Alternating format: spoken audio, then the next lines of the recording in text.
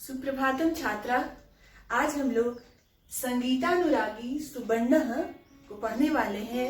सुबर्णा एक ऐसा बालक है जिसे संगीत से बहुत प्रेम है। आगे चलकर वह बहुत बड़ा संगीतकार बनता है। अपने पिता के साथ वह राज दरबार जाता है और वहां पर उनके पिता पुराण की कथा कह रहे होते हैं, जहां इन श्लोकों का वह अति सुंदर गायन करता है और राजा उनको कहते हैं कि आप इसको संगीत की शिक्षा दीजिए और यह आगे चलकर बहुत बड़ा संगीतकार भी बनेगा और बनता भी है। तो क्यों ना इसको गाकर पहले सीख लेते हैं। आपके पाठ में इसे गाकर अभ्यास करने का भी कहा गया है, तो पहले गा लेते हैं इन श्लोकों को। शुक्लांबरधरं देवं शशिवर्णं चतुर्भुजं प्रसन्नवदनं ध्यायेत् सर्वविघ्नोपशान्तये। एक और श्लोक है जिसकी चर्चा हुई है, इसे भी गा ले।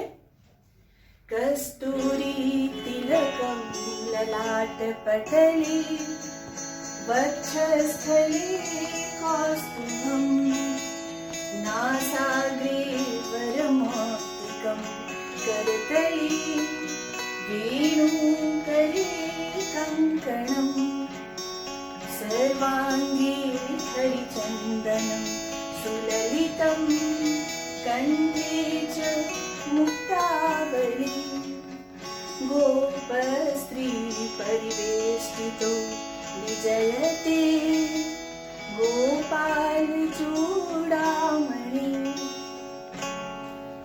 इन श्लोकों को आप गाकर अभ्यास करें और समझ ले तो और भी अच्छा इसका रस आएगा।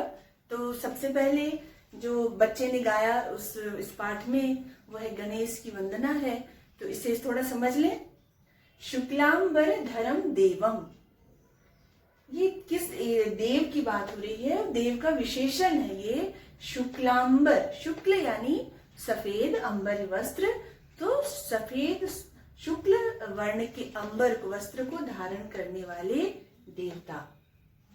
और ये सारा विशेषण उनका शशि वर्णम, उस देव का वर्ण कैसा है? तो चंद्रमा के सदृश है, शशि की तरह वर्ण वाले देव को। चतुर्भुजम, एक और विशेषण है, चार भुजाएं हैं उनकी, चार भुजा वाले।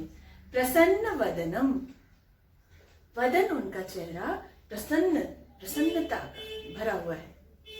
ध्यायेत, ध्यान करना चाहिए। किस देवता का ध्यान करना है? जिन्होंने शुक्लांबर श्वेत वस्त्र को पहना हुआ है और का वर्ण भी एकदम शशि की तरह है, सफेद, चार भुजाएं हैं और चेहरा प्रसन्न है। प्रसन्न चेहरे वाले देवता का ध्यान करना चाहिए। सर्व विघ्नोपशान्तये, सभी विघ्न, सारी बाधाओं की शांति के लिए। कोई भी कार्य प्रारंभ करना है और बाधा नहीं हो, इसलिए प्रसन्न वदन वाले का ध्यान करना चाहिए। और ये गणेश जी के बारे में है। तो कोई भी ध्यान जब हम जिस भी चीज का करते हैं वैसा ही मन हमारा हो जाता है। यदि हम प्रसन्न वदन का ध्यान करें तो मन में प्रसन्नता आती है। तो ये हमारे मांगलिक कार्यों में किसी भी विशेष कोई भी कार्य करने वाले हैं तो ध्यान करते हैं उनका। तो ये बहुत अच्छा श्लोक है, इसे याद कर लें, गा लें।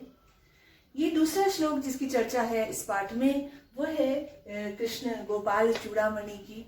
वो कैसे हैं, उनका भी ध्यान, उनका विशेषण की तरह हम कई शब्द इसमें आए हैं कि कस्तूरी तिलकम ललाट पटले, ललाट पटल में। अब ये बोलते समय ही कृष्ण का ऐसा ध्यान आता है कि उनका जो ललाट पटल है वहां पर तिलक, कस्तूरी का तिलक किया हुआ है उन्होंने।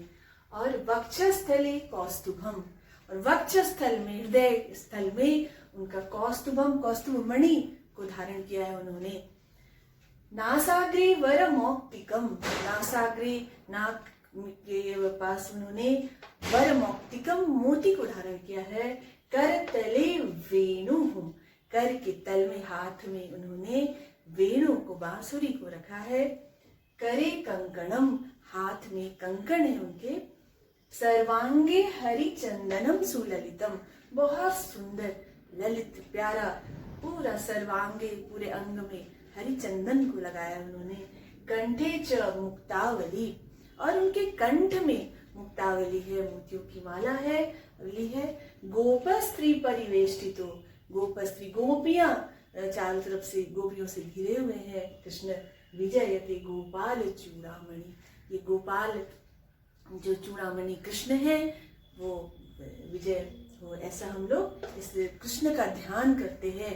और प्रसन्न वदन गणेश जी का भी ध्यान करते हैं। तो आगे इन श्लोकों को आप पढ़ें, याद करें। और अब हम लोग इस पाठ को पढ़ने वाले हैं, लेकिन इसके पहले जान लें कि ये जो संगीतानुरागी सुबर्णा है, इसके लेखक हैं वेंकटेश अयंगार। इन्होंने कन्नड़ भाषा में इस उपन्यास को लिखा, सुबर्णा नामक उपन्यास, और इसके संस्कृत अनुवाद किया वेंकटेश शर्मा ने। तो इस पाठ को आज हम लोग पढ़ने वाले हैं। बहुत संगीत और भारतीय संस्कृति, भारतीय जो संस्कृत में जो संगीत और संस्कृत का जो मेल है वो आज हम लोग देखेंगे। तो आइए पढ़ते हैं। संगीतानुरागी सुबर्णः।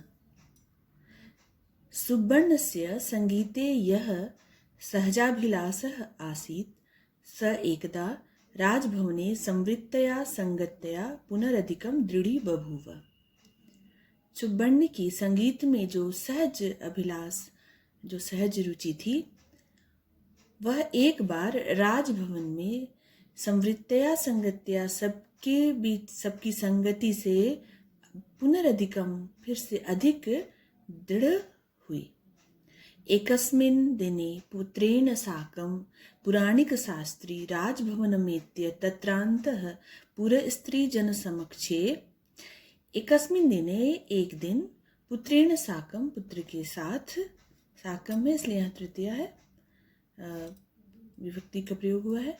पुराणिक शास्त्री, पुराणिक शास्त्री यानी पुराण का प्रवचन करने वाले जो शास्त्री हैं उनको। राजभवनम इत्य, वे राजभवनम जोड़ इत्य, राजभवन जाकर, तत्र वहाँ, अंतःपुर स्त्री जन समक्ष, अंतःपुर में रहने वाली स्त्रियों के समक्ष यानी महारानियों के सामने, पुराण प्रवचनम आरभमाण, पुराण प्रवचन, पुराण की कहानियों का प्रवचन प्रारंभ करते हुए, आदौ, सबसे पहले, प्रारंभे, स्वपुत्रेण, अपने पुत्र के द्वारा, शुक्लांबर धर्म इत्यादि श्लोकम, शुक्लांबर धर्म, अभी जो श्लोक बताया आपको, वो इत्यादि श्लोक को गाप्यामास, गवाए। तच्छ्रुत्वा तत्रत्याः सर्वे पर्यनंदन, और इतना सुंदर से वो गाया कि तत् जोड़ श्रुत्वा, उसको सुनकर, तत्रत्याः, वहाँ के जो लोग थे, वे सर्वे पर्यनंदन, बहुत आनंदित हुए। अथ किंचित कालात् अनंतरम, इसके बाद कुछ काल के बाद, तत्र समागतो राजा, वहाँ आए हुए राजा, समुपविश्य, बैठकर, उपविश्य बैठकर, पुराणम आकर्ण्यते स्म, पुराण को सुन रहे थे। राजा भी आए वहाँ पर बाद में, और वो पुराण को सुन रहे थे। पितु पार्श्वे उपविष्टः, पिता के पास में बैठा हुआ सुबर्णः, पुराण प्रवचनम, पुराण प्रवचन को, कुतूहलेन, कुतूहलता के साथ, बहुत शृण्वन्नेव, सुनता हुआ, मध्ये महाराजम अभी समिस्वयं पश्यति स्म, सुन तो रहा था पुराण के प्रवचन को, लेकिन सुनता हुआ वो मध्य बीच में महाराज को भी विस्मय के साथ देखता था। महाराजस्य सुंदरम मुखम, महाराज का सुंदर चेहरा, मुखे बृहत् तिलंका अलंकार, और मुख में बहुत बड़ा सा तिलक अलंकार के रूप में। तत्रापि विशालस्य गंडस्थलस्य, और वहाँ भी विशाल गंडस्थल यानी जो गाल है, चेहरा है, वहाँ पर शोभा वहम श्मश्रुकूर्चम, और शोभा को धारण करता हुआ उनकी जो दाढ़ी और मूछ है इत्यादि, सर्वम अपि तस्य विस्मय कारणम आसीत, ये सब उसके लिए विस्मय का कारण थे। राजा पीतम बालकम द्वित्रिवारम अभिवीक्ष्य, राजा भी उस बालक को 2-3 बार देखकर, चतुरो अयम बाल इति अमन्यत, यह बच्चा बहुत चतुर है, बहुत ऐसा इति अमन्यत, माना। एवं अवसिते पुराणे, और इसी तरह अवसिते पुराणे, पुराण के समाप्त हो जाने पर, राजा शास्त्रिणम उद्देश्य, शास्त्री की तरफ ध्यान देकर बोलते हैं उद्देश्य करके कि हो भो ऐसा बाला भवत कुमार किम, यह बच्चा आपका पुत्र है क्या? इत्यपृच्छत, ऐसा वो पूछे। आम महाप्रभो इति शास्त्री प्रत्युवाच, हाँ महाप्रभो, वो राजा को महाप्रभु संबोधित किया और ऐसा शास्त्री ने उत्तर दिया। पुनः विस्मय पूर्वकम राजा बालम संबोध्य, उसके बाद विस्मय पूर्वक राजा बच्चे को संबोधित करके कहते हैं, ऐ वत्स पुत्र, किम भवान अपि पितृवत पुराण प्रवचनम करिष्यति, क्या आप भी पिता की तरह पुराण प्रवचन करेंगे? इति पर्यपृच्छत, ऐसा वो पूछे। तदा स बालः, तब वह बच्चा, अहम पुराण प्रवचनम न करोमि, मैं पुराण प्रवचन नहीं करता हूँ। संगीतम गायामी, कहता है संगीतम गायामी इति व्याहरत, ऐसा वह कहता है। अकथयत भी कह सकते। तदा राजा, तब राजा, आह तथा ननु तर्हि एकम गानम शृणुमस्तावत इत्यवदत्, राजा के तब जब तुम गाना गाते हो तो ठीक है, तब एक गाना सुनते हैं हम लोग। इत्यवदत्, ऐसा उन्होंने कहा। अनुपदमेव, तुरंत ही, सुबर्ण श्री राघवम दशरथात्मजम, ये वाला श्लोक इत्यादि और भी श्लोक वो संगीत मार्गेण श्रावयत, संगीत के मार्ग से, ऐसे ही सीधे सीधे नहीं सुनाया, पूरा संगीत बद्ध सुनाया। तदंते, पुनः संगीत, श्लोक को संगीत में जब गाया जाए तो बहुत ही अच्छा लगता है। तदंते पुनः सह कस्तूरी तिलकम इत्यादि श्लोकों भी, उसके बाद वह कस्तूरी तिलकम इत्यादि श्लोक को भी मम कंठस्थो अस्ति इति अगदत, मुझे ये कंठस्थ है, ऐसा वह कहा। तो अभी आपने देखा था कस्तूरी तिलकम श्लोक को मैंने लिखा, तो उसको आप भी गाइए। महाराजस्य बहु संतोषो अभवत्, महाराज को बहुत संतोष हुआ। एवं परितुष्टो राजा, और इस तरह से परितुष्ट राजा पारितोषिकत्वेन, पारितोषिक के रूप में, पुरस्कार के रूप में, बालाय स तांबूलम उत्तरीय वस्त्रम दत्वा, उस बच्चे के लिए, बच्चे को तांबूल के साथ यानी पान के साथ उत्तरीय वस्त्र, तांबूलम जोड़ उत्तरीय, उत्तरीय जो शॉल उड़ाते हैं वैसा, उत्तरीय ऊपर का वस्त्र को देकर, हे वत्स, कहा, तुम मेधाव्यसी यानी मेधावी असी, तुम मेधावी हो। सुष्ठु संगीतम शिक्षित्वा, सुष्ठु मतलब बहुत अच्छे से, संगीत को शिक्षित होकर, सम्यक गातुम भवान अभ्यस्यतु, अब अच्छी तरह से गाने के लिए आप अभ्यास करो। जैसे अब इतना अच्छा से राजा उसको निर्देश देते हैं। इतोपि अधिकम पारितोषिकम भवते वयम दास्याम, इतः जोड़ अपि जोड़ अधिकम, इससे भी अधिक पारितोषिकम, मैं तुम्हें पुरस्कार, भवते आपको वयम दास्याम, हम लोग देंगे। इति बालकम उक्त्वा, बच्चे को कहकर, पुनश्च शास्त्रिणम उद्देश्य, उसके बाद शास्त्री को उद्देश्य को कहते हैं कि भो शास्त्रिण कुमार चतुरो अस्ति, यह चतुर है यानी बहुत तेज है। शिक्षणम सम्यक क्रियताम, इसका शिक्षण अच्छी तरह से किया जाए। प्रायः महाकुशलो भविष्यति इति आशंसत, यह प्राय महाकुशल, बहुत ज़्यादा ही कुशल होगा, ऐसा मैं मानता हूँ, आशा करता हूँ। तदनंतरम शास्त्री च पुत्रश्च स्वगृहाय संन्यवर्तेताम, उसके बाद शास्त्री और पुत्र अपने घर लौट आते हैं। तो इस कहानी में हमने देखा कि जो रुचि है उसमें आगे बढ़ने से बहुत अच्छा होता है। तो पहले भी बताया, इसके शब्दार्थ को आप लोग, आपके पास पुस्तक है, ध्यान से पढ़ें, और प्रश्नोत्तर की चर्चा भी हम करेंगे।